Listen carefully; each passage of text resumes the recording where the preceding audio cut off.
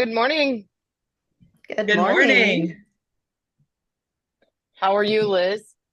I'm good. I'm tired. I kept Delilah last night, so it was a little off and on sleeping. Doing grandma stuff. Oh yeah. Oh We've yeah. got, Morgan had her Christmas party, or not Morgan, but Mike had a Christmas party for the bars, and so they needed a babysitter. So I volunteered, but then I regret it the next day because no sleeping. what is sleep? We don't know that. We don't care. Who cares? Who knows? We have Okay. someone with us. Liz, you can Liz, introduce who's our third party. Okay, so we have Amber here. I worked with Amber for probably a year and did not know any of the things about her that I learned after I quit working. We both worked for a super toxic boss, and um, I That's got an out understatement. well before Amber, but this is Amber Fladie, and she is our guest today so that we can chat with her. She has so our the premise of our podcast is basically how we survived through living through the cult and well doing the cult, and then when we got out, how we survived and how we are continuing, and we have overcome a lot of the struggles that we had, still dealing with some of them daily. But Amber found out was also in a beautiful cult. I don't know if you want to call it beautiful, but literally saw her at it's been about a month ago, and we were chatting, and she said, "Oh, I was in something like that too." And I was like, "Oh my gosh." So we have to talk. So anyway, I don't know a ton about Amber's story, but we will get to know some of that and hopefully ask the right questions, and she can explain and let us know how she is outside of it and kind of what it was like inside of it and all of the above. Well, and the backstory, Liz, you have to kind of caveat because the whole point of this season, second season, is about interviewing Yes. and talking to people who have had a similar experience, but are outside of our like nuclear family group and right, like not mom, not child, not Right, right. right. But like folks who are in our second, third, acquaintance, sort of spread out because we often end up being very myopic, which is just single lens of what ours was, Right. that not really contrasting or comparing how eerily similar. Like there's a lot of experiences out there that are very similar, even if it's not like the same quote unquote name brand, right? It's still like, but the same mechanisms happen all over the place. And that is not just cult related. It's kind of like, right. It's not specific to that, but it's shocking that you guys worked together for that long and you didn't know. But I also think that I'm going to say that that's actually probably a good thing, right? Meaning that that doesn't like dominate who you guys are right now, because I'm like, that's Right. it. That's a Mm-hmm. win, right? When you're not Yeah. like consumed and constantly talking about just that. Because I think that that's like Liz and I's point for all of Well, this is yeah, that. for sure. When we first got out, that's all we knew to talk about. That's all we did talk about. And we would try and explain it to people that weren't raised similarly and they thought we were insane. So we eventually had to Yeah. go, okay, we cannot, we have to. I mean, I remember having conversations with people where I would agree with them and I had no clue what they were talking about because I was so sheltered and so, in the depths of this um, religion and cult that I had no clue of the outside world for the most part. So, just to be able to fit in with people that were not raised like me, I would be like, oh, yeah, I know exactly what you're talking about. And I would have to like get online and like Google. Yeah, yeah, Later going, okay, what were they talking about? Because I have no clue. So, so Okay. Amber, were you raised in this from the like birth, or was this something you came into later? Almost.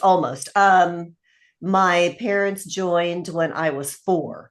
So, like I remember a little bit before that, but of course I was so young. So, I mean, I pretty much consider myself being raised in it because that was, the Okay, majority and of my life. which particular are you? Do you want to say which particular brand of cult you were in? Oh yeah, sure. So Okay, I was I was raised a Jehovah's Witness. okay. Very. I remember when we were raised, as we were raised, we thought that Jehovah's Witnesses were wrong. I remember. Well, well, there's all different brands of all different ones though. So Sure. Amber, can you Mhm. tell us like, okay, one for the audience member who has no idea what you're talking about right now when you say Jehovah Witness, because there are some of those. Can you tell us like just give us the like elevator pitch, what is that? And then like give us one or two things about it that you kind of felt were the most important about the way in which you were raised about this Jehovah Witness thing. So, Yes. okay, two parts. So Sorry. yeah. Yeah, so let's see. So just kind of your basics. So Jehovah's Witnesses, that's those folks that come and knock on your door to talk about the Bible.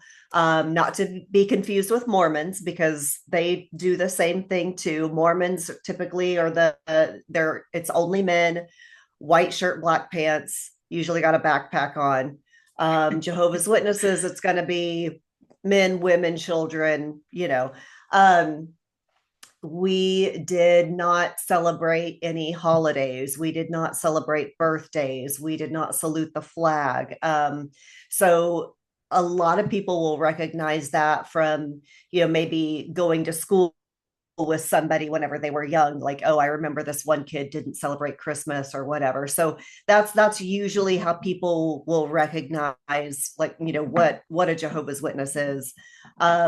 They they don't believe in higher education, so most Jehovah's Witnesses did not go to college. So a lot of times they're going to have more of like a blue collar type job when they grow up. But there was a lot of house cleaners and window washers and that sort of thing, because you know it was for them. It's just a means to an end. You just got to make some money, pay your bills, because God is supposed to step in at any moment and destroy all the wicked people, and Jehovah's Witnesses were going to be the ones that were left to turn the earth back into a paradise.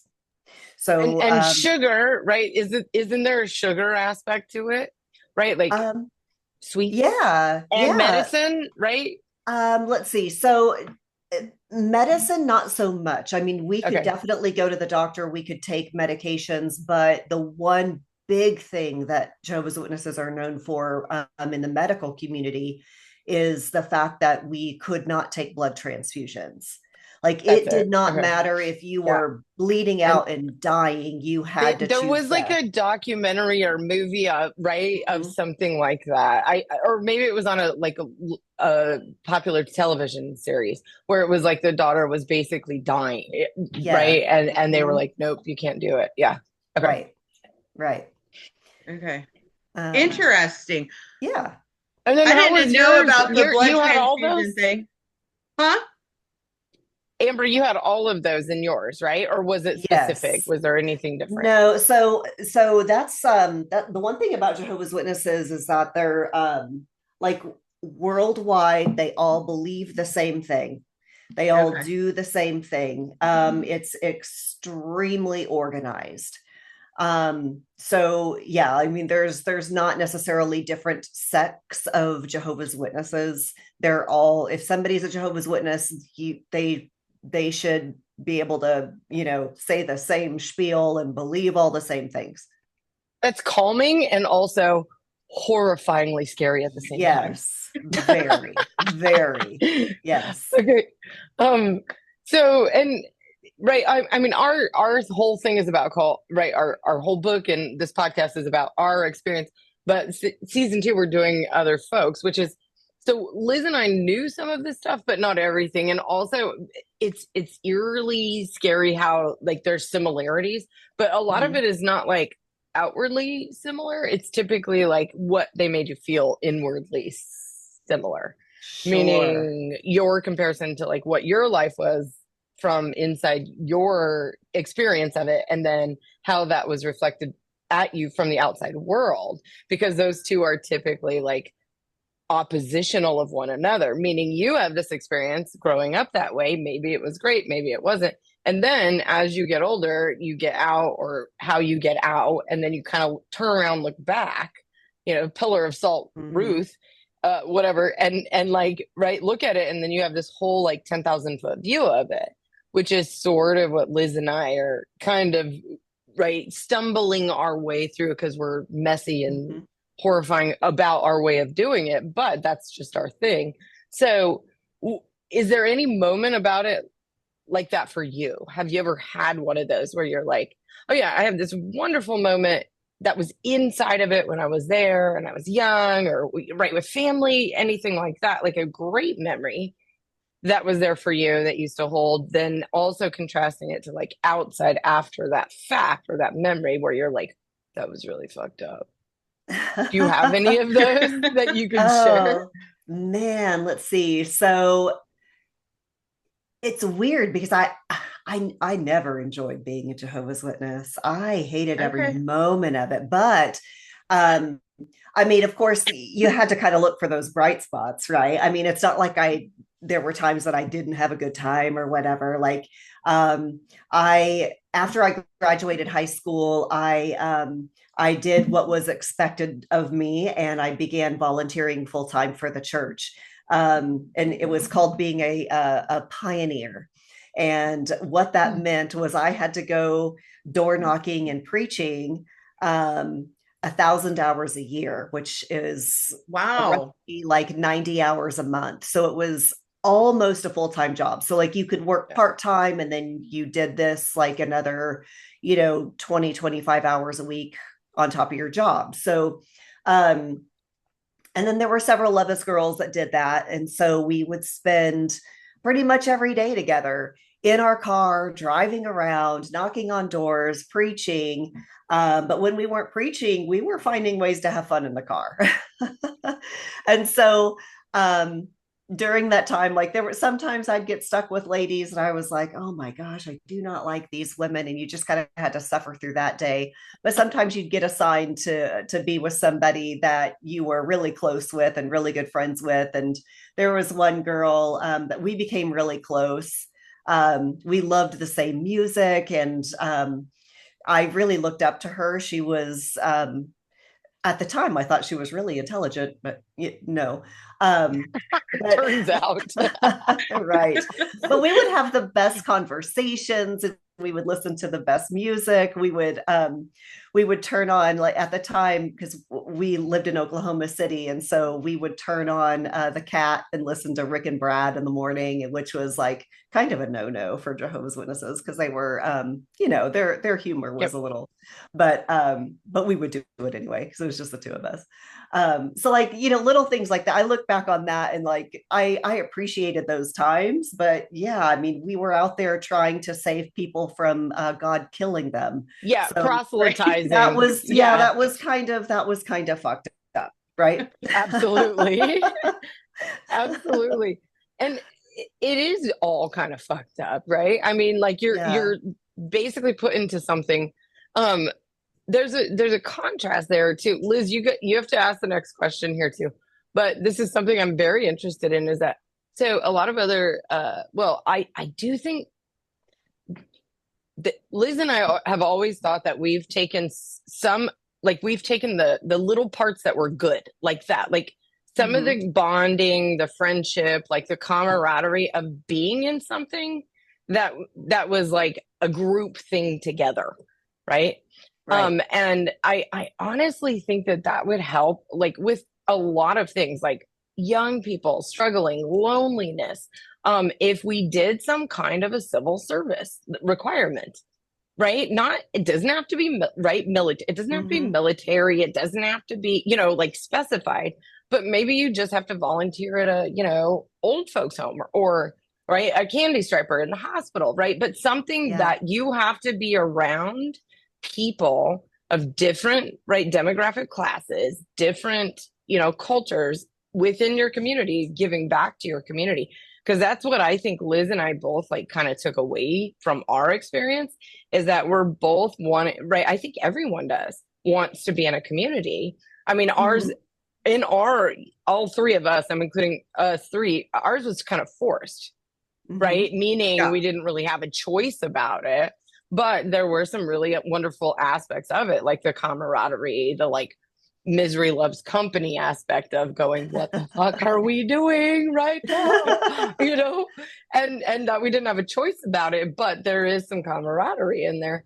And I think that might be one really interesting nugget that I think a lot of people take away is like it was a place, a time, a memory of coming of age, and then also like some element of service, right, to the community in which we were able to Right. bond. And I think that may be something missing in our current society that like, even if it was Yeah. just a year, right, of, okay, maybe you don't go to college, maybe you go to trade school, which I 100% support, because not everyone needs to go to college and it's a crapshoot of money and Mhm. bureaucracy right now. And fuck that. Not all kids are meant to go, Yeah. right? Right. But there's also, that's the college experience for a lot of people, is that they like got together and it was this coming of age moment. But I think that like for us, that was a part of it in the cult. So I'm curious Mhm. what your thoughts are, like what you took away from it that was good other than bonding. But is there like, do you regret growing up that way? What do you take from it? Liz, you have Oh, to ask the next question. Okay. yeah. I mean, regret, absolutely. I mean, growing up in it, of course, it's not like I had a choice. My parents Sure. converted, and that was just how I had to grow up.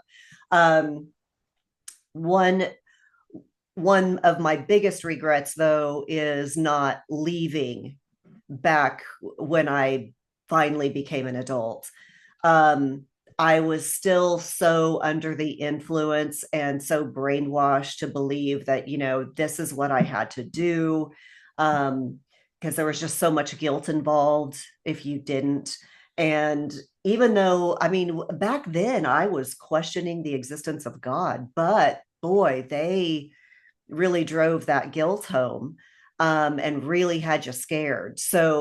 Um, so even though like I look back now and I'm thinking, man, if I would have just found a way to get out when I was maybe around 19 or 20, my life maybe could have gone a little bit of a different direction. But instead, I married young. Um, and just did the things that I was supposed to do, thinking that if I just follow the path, if I just keep doing what I'm supposed to be doing, I'm gonna find happiness, I'm gonna find comfort, peace. Never found any of that. Ended up not leaving until I was 31 years old. And so Wow. that's yes, and that's my biggest regret, is just not figuring out when I was much younger to do something different and stop worrying about, well, just stop being led by the fear. Hmm. What, so a couple things. I found it interesting that you could listen to secular music. We Does that could. make sense? So, yeah. Oh, Okay. yeah. Yeah. Yeah. Yeah. Because I know Okay. there's, it's interesting because we could listen to music. There were, I mean, definitely some huge caveats. I mean, there were certain things that we could not listen to. We had to kind Okay. of keep it clean. Um, but we could also drink, we could Okay. dance, we could have get-togethers and parties and do all these things. Just everything had to be done in moderation, and everything, you had to dress conservatively, and you couldn't cuss, you couldn't talk about things that you shouldn't be talking about. So I mean, you had to watch yourself, but you could do these things. Okay. Yeah. How did we Very not know interesting. about this one? I mean, I this sounds know. like a pretty chill. No, I'm just kidding. There was like no dancing, no music, no drinking. Nothing. Like, oh Oh, my gosh, we yeah. were in like a Yeah. little bit stricter in certain aspects, I guess is a Hmm. good way to put it. Okay, so what made you finally say, I'm done? So my marriage, first husband, he was very controlling. Mm, Um, and my parents growing up, they were very abusive, also very controlling. And so I felt like, I mean, when I first married him, I didn't realize it. I didn't realize that's who he was because it was kind of a bait and switch. I mean, we had a lot of fun when we were dating. And then we got married, and boy, I just kind of got put on lockdown. And so I felt like I went from the frying pan to the fryer, but I'd made a commitment. Divorce was wrong. It didn't matter what happened in your marriage. You had to stick it out and just, pray that God would make it easier or whatever. Um, and so we were married for several years. And I decided that having a baby is going to fix this man. So we had a baby. Of course, that never fixes anybody. That usually right. just makes the problem worse. And of course, it did. And I kept trying to talk to him about um, how he was treating me and because I wouldn't get any help at home either. He would go to Mm, work, he would come home, and he would either play games or he would get with his friends and play music because he was in a little garage band. That was his life. My life was I would work full time. I came home, I cleaned, I made dinner, I did the laundry, I took care of the lawn, I took care of the cars, I took care wow. of absolutely everything. And then our son was born, and then I was taking care of a baby at the same time. And I was like, I feel like I am basically your slave. And so every time I would complain and be like, hey, you need to pitch in, this should be 50-50. We should be a team. We're both working full time. He would meet those statements with, that this is what a wife is like, that a Christian wife is supposed to take care of her husband, take care of the family, take care of all of the needs. And so he would like read me scriptures, and and he would say that my job essentially was I was there to make his life easier. Mm, That was what he would say. And so um that's when I really just started getting like, oh man, I don't know how much longer I can take this. And I knew that one day I would end up leaving him, but I needed to get the courage, and that took a long time. And so I think there wasn't necessarily one particular straw that broke the camel's back. I think I just had to gain the courage. So I just kind of had to keep thinking about it and figuring out, how would I get my ducks in a row to make something like this happen? How could I, try to get out from under this? Uh, because the scary thing about getting a divorce when you're a Jehovah's Witness is not just leaving the person or trying to do it on your own. I mean, there were so many hurdles that I had to overcome there, because one, I'd never lived alone. You went from your parents' house to your husband's mhm. house, and that's just how that works. So I'd never taken care of myself. I didn't have an education, so I didn't have a very good job. So then it's like, how do I support myself? But the other thing is, when you're a Jehovah's Witness, you do not have outside friends or family if they're Mhm. not a Jehovah's Witness. You are protected in this little bubble. And that is your support system. And of course, they do that on purpose, because if they can keep you trapped and lonely, if you leave, you literally have nothing. You have Mhm. nobody. You have to start over. Right. And so um, one day I was just like, I'm just, I got to take the leap. So I went and I rented an apartment. Um, I literally left my husband a note on the counter, and I took my Wow. son and I left. Good. And yeah, I mean, that was kind of how that happened. I just had enough and I had to go. And that's That's crazy. but That's right, but amazing so though that you were but so able to do similar. that. Yeah. Yes, but so similar too, right? To like many, many, many stories like that where all the Mhm. mechanisms are the same though. Like you mentioned, I was thinking three words: fear, right? Mhm. You're afraid because they say of the consequences for not following whatever it is that they're Right. telling you is what you have to do, right? And then the guilt if Mhm. you don't, right? So that the mechanisms of making you afraid, right? Making you feel Yes. guilty if you don't do the thing. So it's afraid of doing, guilty for not doing, right? Mhm. So there's it's very similar. And then also that hierarchy of, you know, deity and then men, Yeah. Mhm. right? And then Yep. women, right? So so it's all structurally exactly the same, even though there's different like ways of them doing that, but it's all still the Right. same. It is. Um, Mhm. Liz, did you want to go next or me? Because I have a budding one, but Go ahead. okay. So question about because you seem very self-aware and like like you seem to have processed all of that, meaning that's a lot, right? Yeah. Liz and I Yeah. both know that's a fucking lot of Yes. shit, right? That your body, your brain has to like deal process, right? And like you said, it did Mhm. take you a little while. Totally understandable. Liz and I had like we'll say catalyst moment that helped us like basically get hit, hit in the vagina to get the hell out.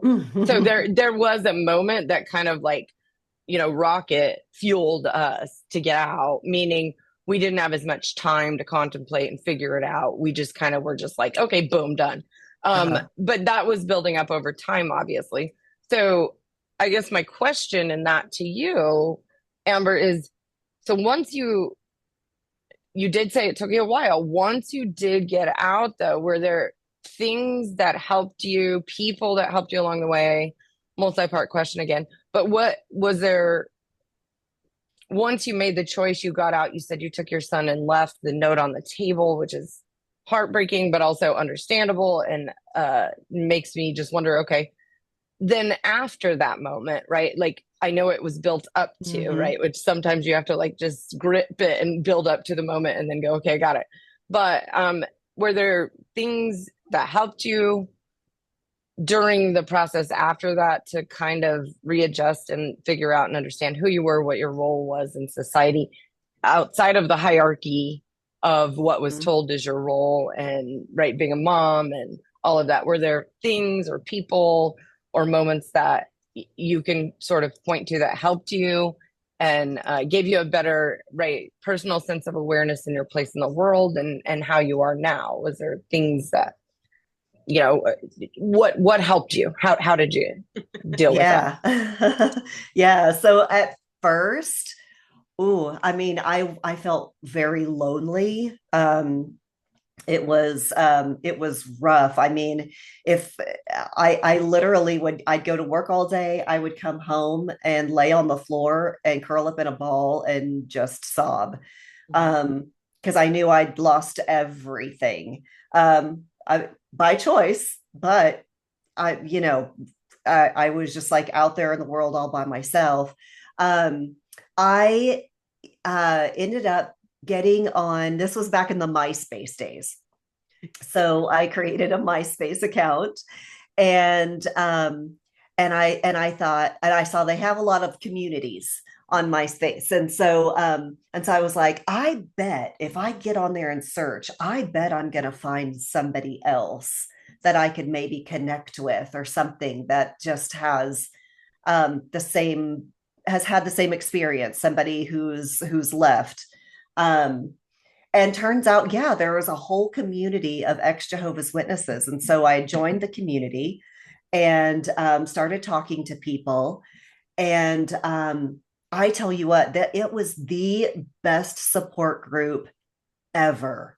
Um, I mean, just to be able to talk to like-minded people, people who had gone through the same thing. I mean, I read so many stories of other women who literally went through the same thing that I did. And I was like, oh my gosh, I thought that I was crazy. Um, and so, I mean, and some of those people that I met back in that day are still very good friends of mine. We still keep in touch, try to visit sometimes whenever I can. But yeah, I mean, there were some people in that group that were just so amazing. They literally held my hand and helped me figure out what to do next. They provided resources like the ACLU. They helped with because of course going through a divorce when you're dealing with Divorce. somebody Yep. like that and Yep. child custody, oh my gosh, that was an Oof. absolute nightmare. I mean, years of fighting and thousands of dollars. I mean, Yeah. that man kept me poor. um, Oh, but good line, by the way. Good yeah. line. That Yes. was gold right I mean, there. I was poor already, but oh boy. Oh, yeah. um and but yeah, I mean, there were a lot of really great resources out there because people had already gone through it, and thankfully I was Yeah. leaving during the time of the internet so that I could Yeah. actually reach Yes. out Connect. Yep. and have some help outside of my little Wichita community, because that's where I was at the time. Yeah. That's great. That's Mhm. so nice, right? Because it's like you do feel that way. Yeah, yeah, Alone is the worst, right? When you it don't feel that sense of is. community because we left it. Same thing, right? You're just stripped away of all of that, right? You're in Hmm. our case, I felt like, well, if I leave, I can't. Nuclear family's gone, right? Mom, sister, Right, brother, everything you knew and your community you grew up with. So yeah, right. it is terrifying. Yeah, Hmm. Well, in our case, you think that you're going to lose your family. yeah, But our family, well, I won't say all of our family because my husband's family, part of my husband's family still stayed with it. But like mom left with us. My brother left with us. So we still had at least that support system. Um, but your family did not, right? Right. Yeah, my mom, she's still in. Ugh. Yeah, I we haven't spoken since, I think it's maybe been 6 or 7 years at this point. I like Mhm. literally haven't even, well, I got a text message from her because this was so funny. Like the uh, they decided that you can reach out to former members if you want to invite them back or see how Uh, they're doing. And so I got a random text message from my mom about, some special meeting or something that was happening, and I didn't even respond because I'm just like, I no, I like, right. if you're not reaching out because you love me and want a relationship, then yeah, I can't yeah. go down that road. So Right. Because it's the same thing. She's being told that she can, so she's still under the right. mechanisms of the same Right. system that you're Hmm. like, okay, I can't reason with you if that's Right. what you think. Yep. Exactly. Yep. Mhm. Hmm. Yep. Yeah. Fascinating. Um, Liz, did you ask a No, question? I related to the loneliness for sure whenever you were Yeah, talking Liz. about leaving and how alone you felt, even though my mom left. So, but I didn't feel like I could confide in her because she put me in this situation, if that makes Hmm. sense. Like, she's the one that, and to this day, and I mean, I love my mom. We have a decent relationship. We talk all the time. I love her. But she was so in it, if that makes any sense, Hmm. that for me to try and talk to her, she still for years was on, and even occasionally, I feel like she still has some of those mindsets of the cult we were raised in. And so to talk to her, it's like it's not helpful. I guess is the right Right. word. And I remember like when you were talking about laying just there crying in a ball in your apartment floor. I mean, I had so many moments like that where I would just it is the loneliest feeling. And I was married, and Randy left with me. I had a baby, but he went to work all day. I had no friends. I went from Mhm. having all of these people that you talk to and you connect with every day. And of course, we were at church 5 days a week. So, we were like involved with lots of people. And all of a sudden, we were excommunicated. Like, we left, and nobody would even reach out. Like, nobody was going to talk to you because we were like the bad people. And so Yeah. the loneliness was huge. Mhm. I eventually got a part-time job at Target because, like, I had education ish. I went to school for music at a Bible college, which was totally outside of the realm of what was okay. But my mom had somehow convinced herself that we could do that. But I didn't have any like skills, right? Outside of like taking care of my man and my baby because that's Right. what we were raised to do. So like I eventually got a job at Target, and I would just try and, talk to people and make connections with of which I had nothing in common with. And back then the internet was there, but it wasn't like super resourceful, and there wasn't groups, and there wasn't Mhm. Facebook, and all the things. I think MySpace even came out way later than we left, Yeah. because I mean I was 21, I think, when we left. So anyway, but I remember those moments, and it like literally brought all those feelings back to me when you were talking about the loneliness, because it is so lonely. Mhm. And I think that is one of the scariest things when, making a decision like that to leave a group or a thing, is just the feeling of loneliness, because we all like, I think human nature is to want to be social and, Be in Mhm. a have community. connection You and things need like that. people. Yeah, Yeah, you Yeah. do. absolutely. Mm-hmm. Yeah. So, Liz, I like your comment, education-ish. yes. That's hilarious. And then, well, Liz knows about this too, but well, I two questions.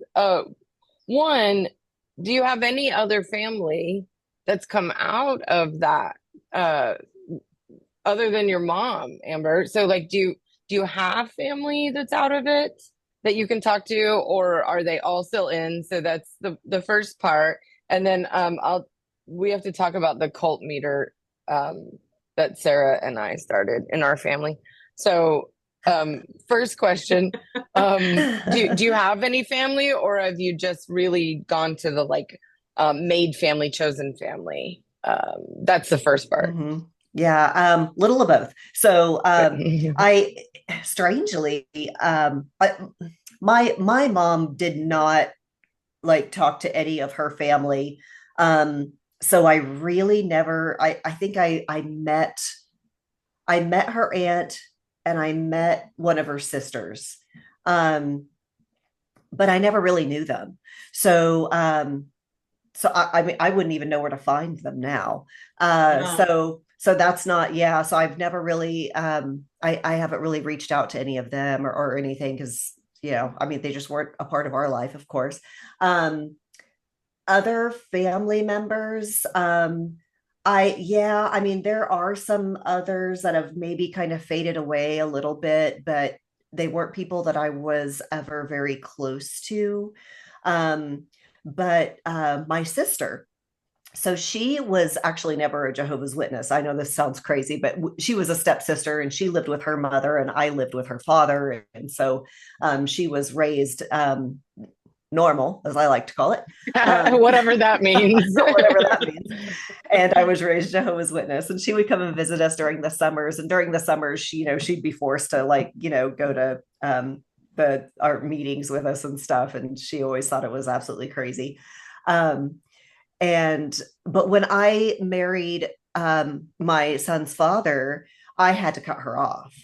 I wasn't allowed to have her You in my life couldn't. anymore. Yeah. So and so after I left, it was probably a year after I left, maybe a little bit more than that. Um, because I didn't have a way to contact her. I didn't have her phone number. I had nothing. Um, she happened to find my phone number on a website from a job that I'd had. And so she reached out to me and we reconnected at that point, which was amazing. And so I mean we're close now, which is fabulous. But she's probably the only Like, family member really. And I mean, and our parents aren't even married anymore. So it's right. like technically we're not even, Yeah, siblings or siblings, family or but yeah. whatever, but it's the family that we knew. So other than that, I mean, yeah, I mean, I've just kind of created my own community and created my own family and Yep. friendships and yeah, no, I mean, I it would be great to have a big family, but at this point in my life, I mean, I don't necessarily feel like I'm missing anything anymore. That's That's great. amazing. Yeah, Yeah. it's that's good. And I think a lot of us feel the same way. Mhm. Coming from a similar background that, yeah. I mean, I think we are lucky that our mom, again, ours are kind of weird circumstances, but we got lucky that she did because there's so many of our friends that did their parents did not, right? Or other family members. So Right. it is pretty lonely. Okay, so I have a funny thing we do, and maybe you can relate. Tell us if not, but my cousin and I created we call it our family cult meter. But we use it on anyone. So it's like between like zero to 10 likelihood of being recruited and or getting back into a cult, right? Like Liz is dying right now because she's pretty high up on the list. So my mom's like at a 14, okay? We're like, yep, she'd definitely go back in again, 100%. Like, no questions asked, blindfolded. Yeah, I'm doing it. Liz is like, she's like a 7 or 8, like hardcore, and she probably agrees with that. So like, we have Oh this my little gosh. like family meter, and then we do it with friends too, where we're like, okay, 0 to 10 likelihood that they would get back into it, a cult of some kind, right? But and I even put myself like, I'm like, yeah, I'm like probably 2. I mean, I like you never know, right? Yeah. But I think like I don't think iPhone, anyone's ever at a zero. no, exactly. And I was like, well, I think even like iPhone is a cult, right? Right. Like Android versus right? I'm like, that's a It cult. is. Yeah, Mhm. 100%. Brand names, right? All of that stuff. I'm like, yep. Yep. Okay. So we're all not ever not likely, but yeah, there's a scale. So do you want to rate yourself? Let's see. Um, Something major like that, I'd be at a 1. Okay, fair. Yeah. And by that you mean Little religion. stuff, yeah, because Okay. I won't be a part of any of that anymore. Yeah.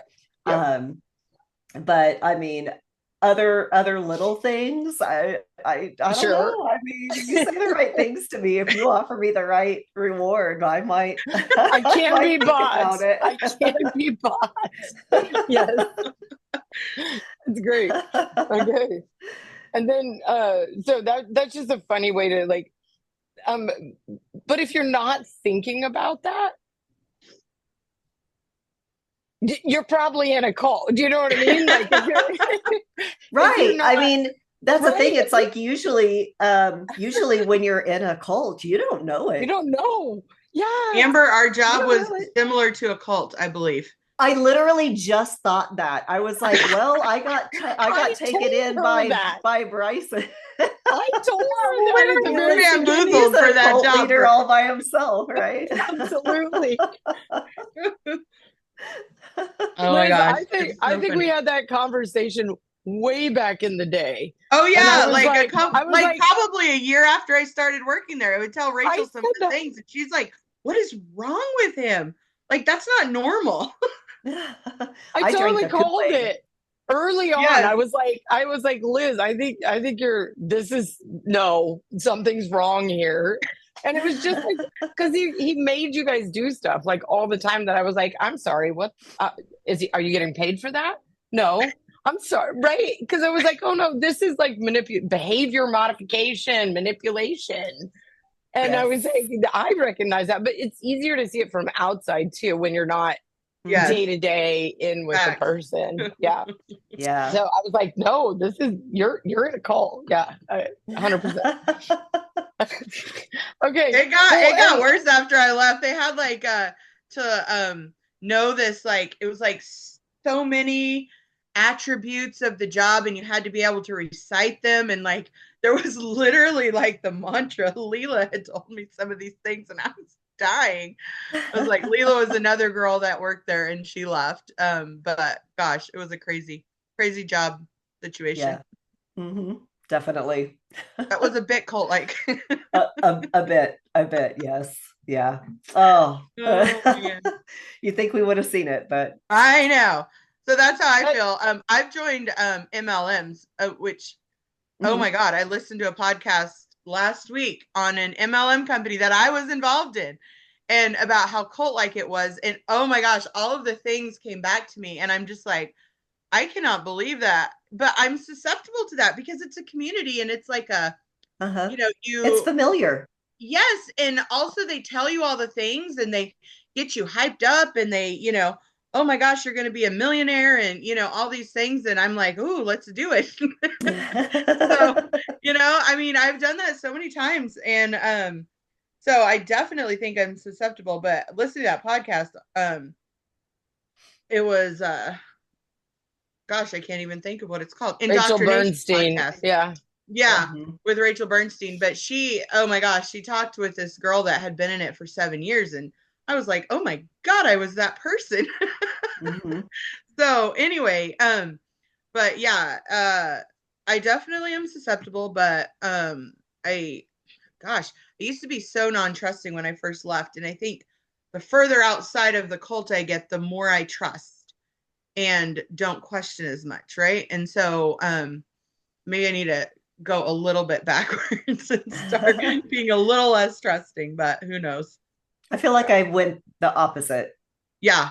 Like I felt like I was very trusting when I first left Okay. because well, I I didn't know. I had zero life experience. I had no Yeah. idea what the world actually was like. And so I had to just blindly give trust to the people around me to tell me Sure. kind of like what to do and Yeah. how to do it. And you know, and it wasn't until after being burned several times Hmm. that I was like, oh, these people don't necessarily know what the fuck they're talking about. Right. I'm gonna have to figure this out on my own. I've got to form my own opinions. Um, and so yeah, I think I'm definitely a lot less trusting now. Just because I mean, when you go into adult life that naive and then you get burned so many times, I Yep. mean, you just, yeah. Gosh. But Yeah. then, but then a Bryson Baker comes along and sucks you right back in. So, I trusted that man and whoo, I should not have. So, oh my God, so yes, it still gets me. Yeah. yep, and We didn't even well, really get to any of our fun questions, but we probably need to wrap up soon. Um, yes, but well, wait, we didn't let Amber introduce. So yeah. she is also part of a podcast, so we can chat a little bit about that. Mhm. Wrapping it up, but also, um, is there anything? Last question, or anything that you want to share with us that we haven't already like asked you about? But then let's have you let us know, or our listeners know About about your your podcast. podcast too, so they Mhm. can kind of plug that on your end for what you guys are doing. Yeah, definitely. I mean, I think one thing that I definitely would like to bring up just for anyone listening, for anyone maybe doesn't know a lot about Jehovah's Witnesses, I do kind of want to speak a little bit to the darker side of it because Mhm. I mean, obviously mind control is, a dark side, but there's a lot of things that happen within the organization that a lot of people don't know about. People think, oh, there's just these crazy Bible people that come and knock on your door on Saturday morning. Um, and they, other than that, they're like, okay, well, maybe they're annoying, but they seem very nice. They seem very friendly, and they can tell you some really great things about, the future, and how they've got, the answer to all of your problems, and people can really get sucked in pretty easily if they listen to them and what they say they have to offer. But other than the control and the mind control, and controlling what you read, what you watch, what you listen to, what you think, I mean, they control sex between married people. They control, I mean, like, you literally can only do like a few positions, and that's it. I mean, it's really crazy. Like, I gave my husband a blowjob once. He wanted to take me to the elders anyway. It's, yeah, I mean, It's like the Mormon version of soaking and all that weirdness around. right, It's all around. It's all around yeah, production and reproduction. It's uh-huh, control of production and control of reproduction. And right, that's like the simplest version of it. But yeah, it's like, why mhm, are you in the bedroom with us? I'm sorry. right. And other than that too, it's definitely a haven for pedophiles, Yep. Yep. because Same. Yep. they don't report to the authorities. Yep. Um, it's I mean, there is definitely a lot of darkness that happens within it that people just don't, like, the general public is just not going to know about. And so Yep. putting those things out there, the more people that know that, hey, this is not this, happy little group of Bible loving people that they Yeah. make themselves out to be. So that definitely needs to be said, Mm. so people know about it. um but let's see, so for our little podcast, we haven't been doing it for very long, just kind of a couple of months. But it was something that a girlfriend of mine kind of came up with. She was actually my very first girlfriend out of the cult, and we're still Mm. very close to this day. She's very outspoken. I mean, she will say what is on her mind, and she does not care what you think. um she's very intelligent, um and she had this idea to create a podcast where um we can talk about things that just don't normally get talked about. And I'm not necessarily meaning like religion and politics, Yeah. because we kind of leave that out of it. Sure.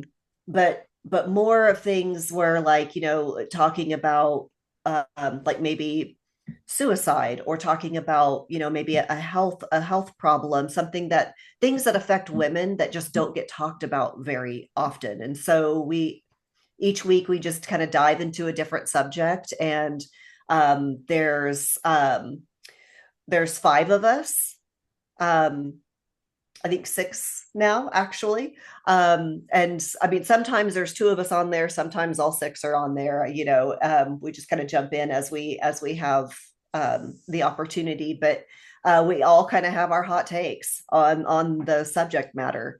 And it's really like we don't hold back in our conversation either. I mean, there's things that we might say that people might find offensive, but we don't give a shit.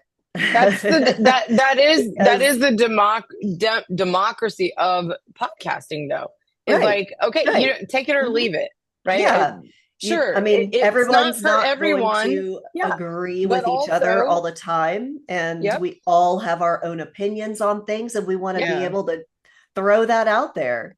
and So and and that's missing in society in general right now, is the ability to just have a conversation. If I don't agree with you, I'm not going to yell at you. And particular yeah, one of the hmm, really wonderful things about it is that, like, it's creating a community. hmm, And I like definitely, that, because I'm like, there is yes. your created community in which you've made your own rules. That's great. As Well, Uh-huh. what long is as, it called? yes, So yes, it's introduce. called What is it it's called? it's called Shenanigans Talks.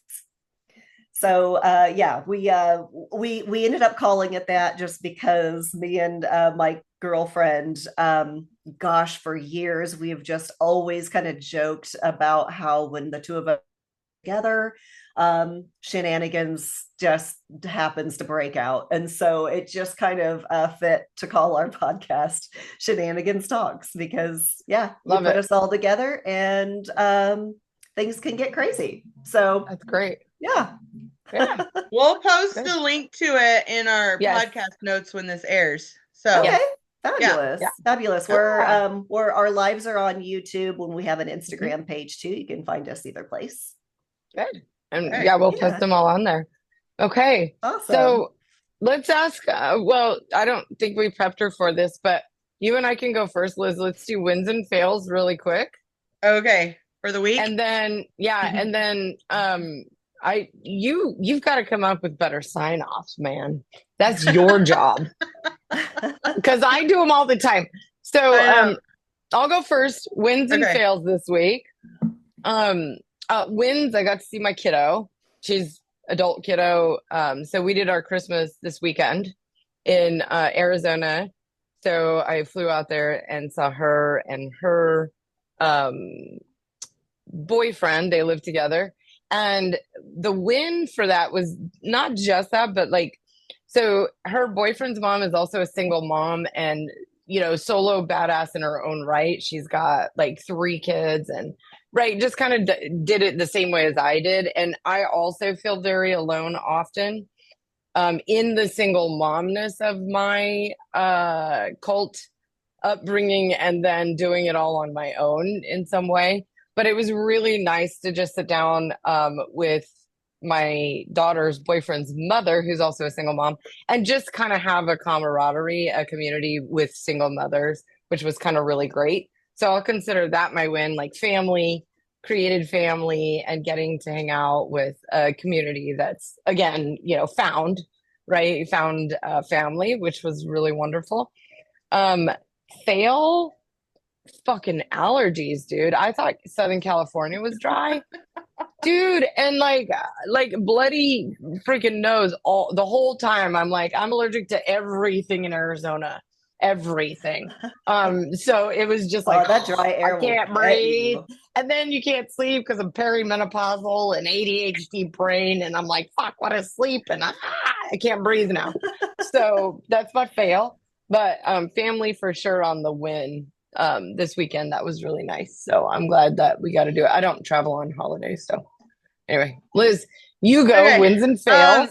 So my win, I'm going to have to say that I have found something that is helping me with my menopause. And I'm pretty sure it is life-changing. It has changed my life. My hot flashes, everything. So after trying 438 things, it's heroin. It's heroin. She's on heroin. I mean, maybe, but I don't care at this point because it's working. So in opposed to your stuff, there's that. And then loss, I'm just going to say my loss is there's a lot of shit going on with one of my kiddos right now, and we're struggling and just trying to figure out life. And so I'm going to say that's my loss. Hopefully by the time this airs, it will be a win. So good. Anyway, that's what I'm going to say. Okay. Amber, would you like to add your win or fail for the week?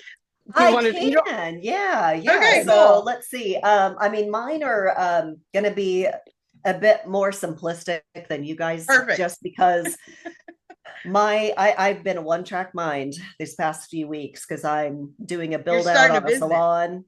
Yeah. And so I've been doing a lot of just like, you know, working with my hands. But I would have to say my win this week is we got a lot done. But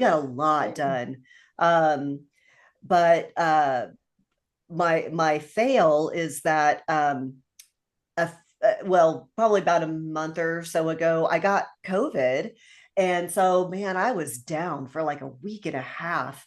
And so I finally just got all over all of the coughing.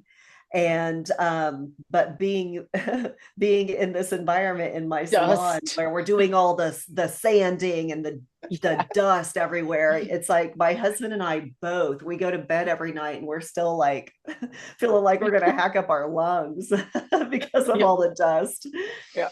So yeah, those are that's Okay, my win on my cool. veil. Those are good. Those are good. Those are all good. Yeah. Yeah. You have a sign off, Liz? Nope. But It's on okay. you, sister. Damn it. Okay. Well, first of all, thank you, Amber, Of for course. Yes. being willing and able and meeting and all of that. It is creating community, I think is It so is. wonderful. And it was really nice to listen to you talk about your figuring that out and how, we all have to some degree, and it's Mhm. nice to just hear and share stories, because that's another version of the same thing, is finding It is. spaces and places in which you can do that and share stories, because you never know who's already or still in, and right, maybe struggling with the same thing or not, right? You never know. Mhm. So we Right. always have said that, if it just helps one person, then we're happy that we're doing, what we're doing, because that is Yes. sort of the overarching goal.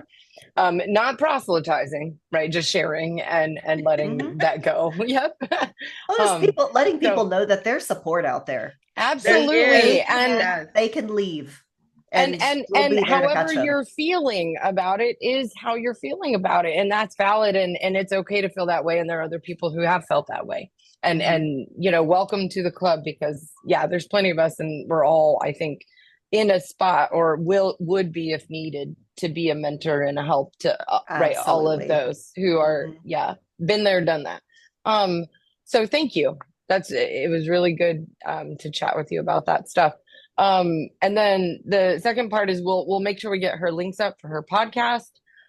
Liz is dying to get up right now, so we're gonna let her go. I mean, we need to, yeah, she's like, let's go, I let's have go. an appointment. Okay. Let's see. So I have to, Amber, do you have anything you want to surprise us with on a sign off? So I always do a silly sign off, just something dumb and light and funny. Do you have anything you want to I'm putting you on the spot right now, but do Oh you boy. have any silly, funny, like, tagline, Oh, let's see. Um, Gosh, no, I'm boring. Okay, fine. This Yeah. is how it Same. always comes down. Oh. Okay, It always comes down to Rachel. every single time. Okay, ready? Here we go. Toodaloo, douche canoes.